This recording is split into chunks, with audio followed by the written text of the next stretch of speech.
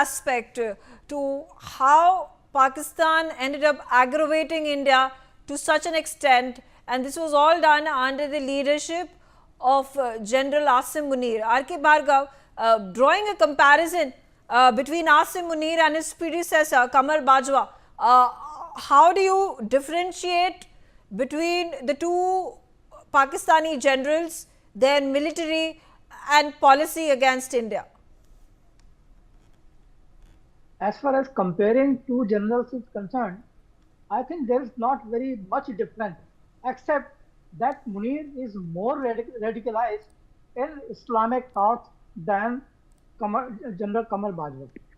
And that is why Qamar Bajwa, as far as I remember, he never uttered something like this, but General Munir said I think towards the end of the April, that Hindu and Muslim and what sort of nonsense that he created the amount of hatred, particularly on the line of religion.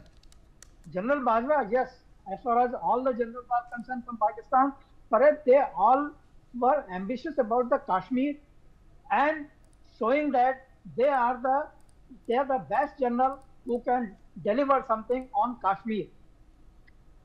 The means may be anything. Most of them, it was the proxy war, or you can say these infiltrating the terrorists.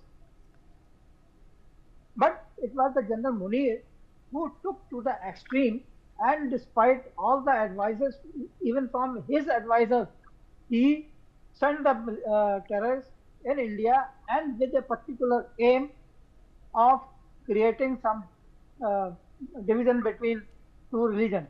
Of course, there were certain other reasons also for that, but yes, it was supported by General Munir. Now I come back to, of course, General Brijesh has explained everything so crystal clear that perhaps even I was not aware about certain things. Of course, I knew because I was in BSF for such a long time. That the main start of the terrorism in Kashmir started once the Russian troops withdrew from Afghanistan and the America came in. Because as the America came in, large number of young radicalized men, they got free. They were earlier fighting against the Russia, but now they had no enemy to fight because now America was there. So they diverted these young boys to Kashmir to foment trouble in Kashmir. That is why there was a sudden rise post 89-90 in Kashmir that continued. That is still continuing, of course, till Article 370 was withdrawn.